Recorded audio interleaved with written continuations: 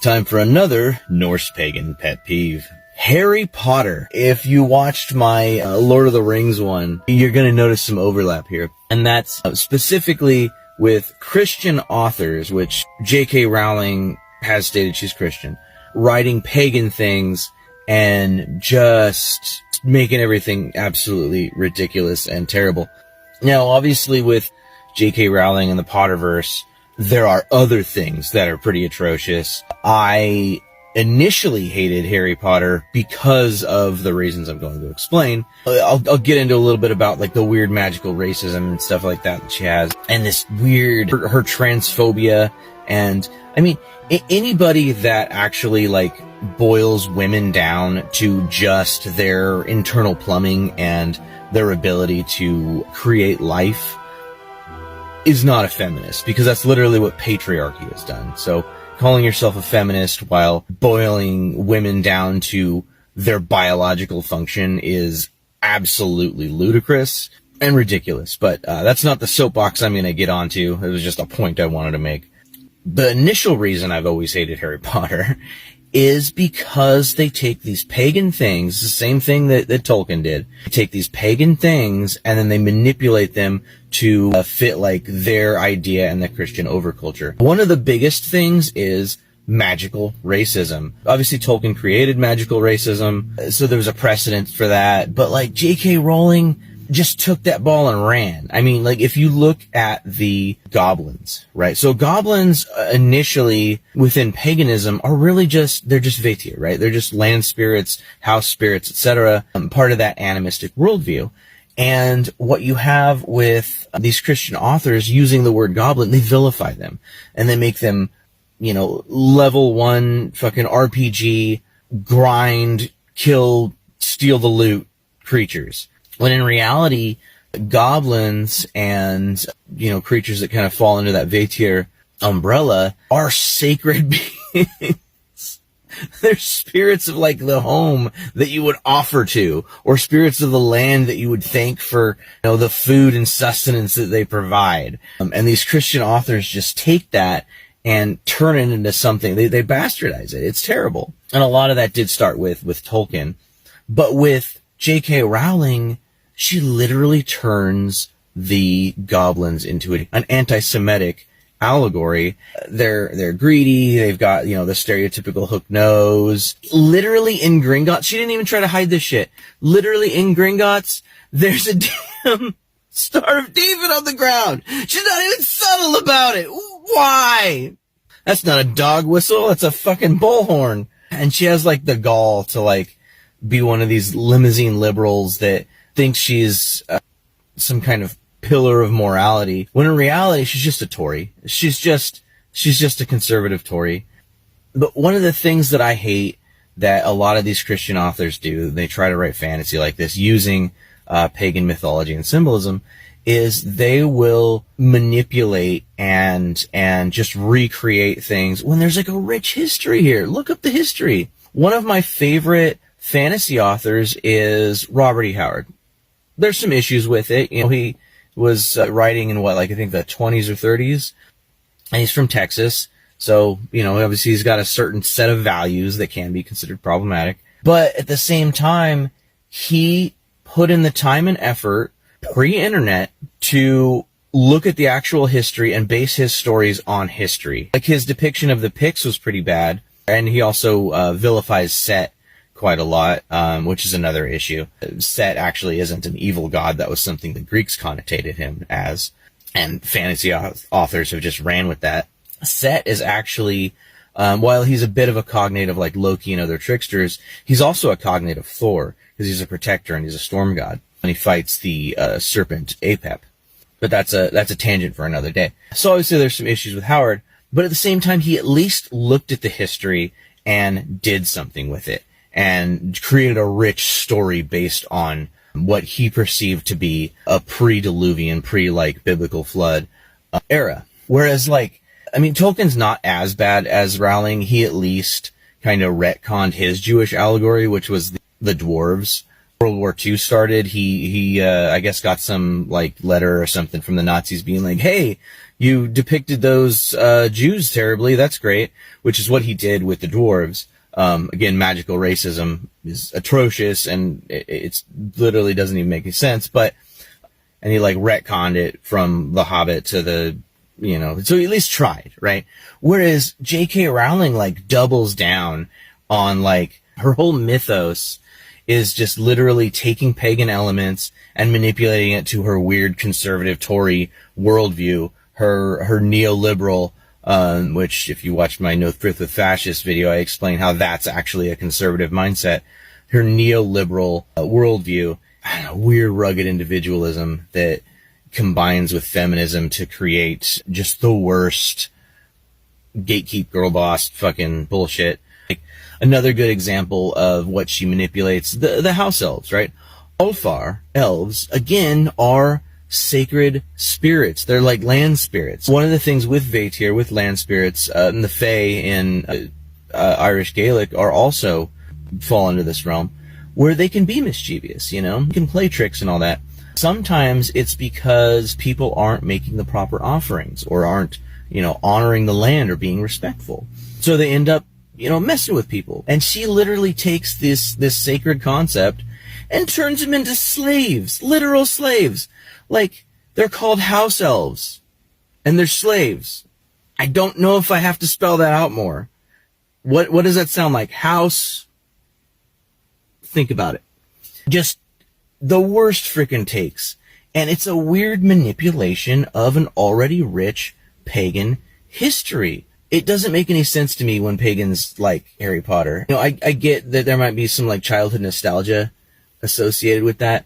Her holidays are Christian in the books. There's really no hint of paganism, and it's just this weird fantasy magical system that has no forethought whatsoever. None. And like, her villains are terrible as well. The Death Eaters came out from like Inquisition levels of witch hunts and all that.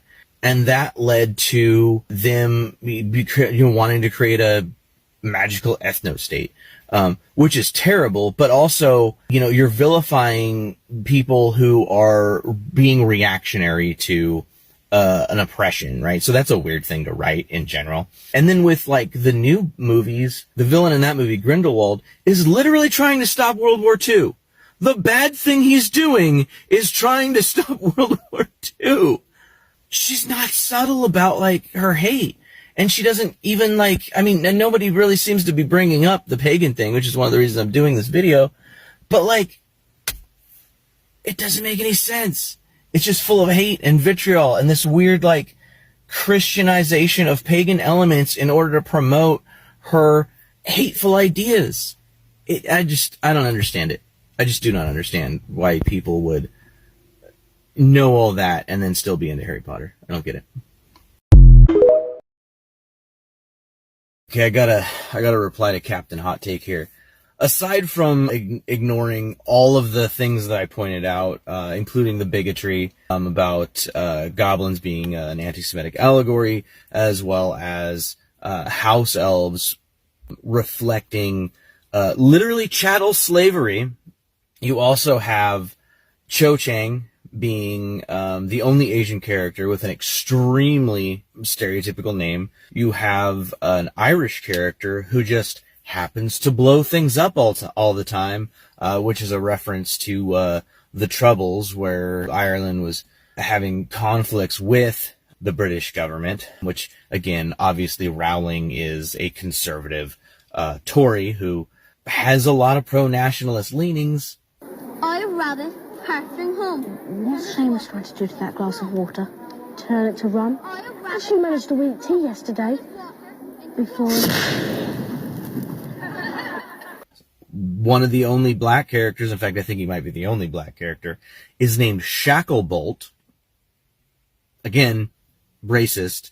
There's now a trans character in this terrible game that's literally about the Goblin Uprising, which reflects some historical Jewish uprisings, by the way. Literally the dates.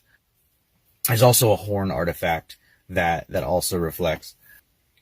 There is a trans character, and their name is like Sir something Ryan.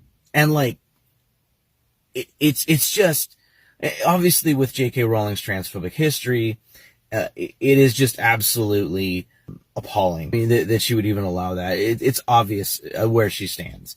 That aside, terrible story writing. What J.K. Rowling did with Harry Potter to paganism is like the equivalent of me deciding to write a book about firefighters, never researching firefighters. Or, just throwing this one out here, if I were to make a magical school for the entire continent of Africa and it was one place, when the continent of Europe gets multiple schools. Or not doing any actual research on North America and then basing the magical system on Native American stuff without ever talking to a Native American. I believe it's the African school doesn't use wands because they're primitive. Her racism is blatant. Yeah, it would be like the equivalent of me doing zero research. Like, I've literally written one book and it's self-published. I'm not even that big of an author yet, but I know to research stuff. When you're writing about something, look up the things you're writing about. It's basic common sense. And she didn't do that. Instead, she just made everything up. And it has no basis whatsoever, and it becomes very clunky. One of the replies I made to Captain Hot Take here was about the time travel, right? That was a huge plot hole. She probably thought it was this funny joke and but never thought about it. Hermione uses it to do extra classes or whatever. And then later on, it's I don't remember which movie it is. It's the one where Harry Potter does the Patronus. At first, he sees the Patronus and he thinks it's his father, and it turns out it was him time traveling from the future to that point in the past in order to get the Dementor to go away or whatever. And because that caused so many plot holes, because she didn't think about it, she decided that all of these time devices would be on one shelf, and they just fell over and got locked in a weird time loop with each other, and now they're not usable. So that doesn't matter anymore. It's just terrible writing. That's all it comes down to. It's just absolutely atrocious writing. Not to mention, it is extremely appropriative.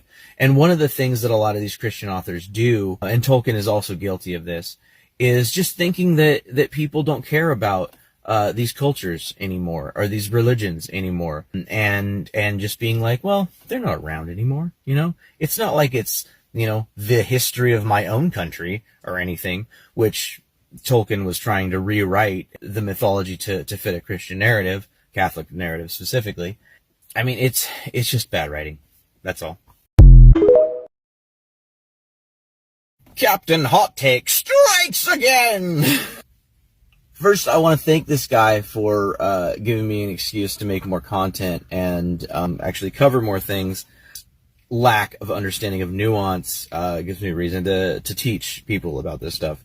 We should remember that not even the gods were born perfect, right? Odin wasn't born into being wise. He had to become wise through a long time of wandering and sacrifice and learning, right?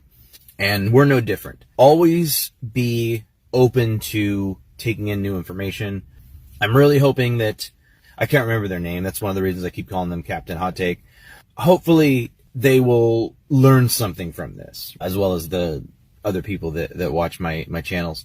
So let's go over cultural exchange, cultural appropriation, cultural appreciation, and natural cultural evolution. Because Captain Hot Take here is combining all those things into one and saying that, specifically with J.K. Rowling, that it's okay because there's a historical precedent for it. Colonizers did it in the past, therefore it's good. It's okay. That's obviously not true. And people do horrible things in the past. It doesn't justify you doing horrible things now, right? That's weird. First, cultural appropriation. So, appropriation, which means theft, is when there is a power imbalance, right? So we can see that with, like, obviously the white European colonizers coming to America. They had superior weapons. Obviously the natives didn't have as much experience dealing with them. They also didn't have the same, there's biological factors with the Europeans actually having a lot of farming and agriculture that made them susceptible to certain diseases that they ended up spreading over here, sometimes intentional. So there's a huge power imbalance, right? That's one of the reasons why the Europeans were able to colonize the indigenous peoples of the Americas, is because of that power imbalance. So when colonizers take something from natives, that is cultural appropriation, right? They are stealing something because there's a power imbalance. We can see that with the Green Corn Festival. It's something that was like a sacred Cherokee thing, and then literally colonizers decided to turn it into a carnival and make money. That's another thing with cultural appropriation, is you'll often see some kind of financial incentive. And it's not always just stealing of resources and taking of cultural signifiers. A lot of times they're making money and gaining wealth that does not go to indigenous peoples in any way, shape, or form that the thing originally belonged to. Cultural exchange is when the powers are mutual, right? So we can see this with Japanese technology and America. Obviously there are problems because it's still under capitalism, but that aside, it's a cultural exchange of technologies, like the Nintendo, for example, benefiting both cultures. And that is cultural exchange, because the powers, again, are mutual. Cultural appreciation is something that a lot of appropriators will try to claim, but again, if it doesn't benefit the original culture, if you don't have permission from the original culture in any way, shape, or form, then it's still appropriation.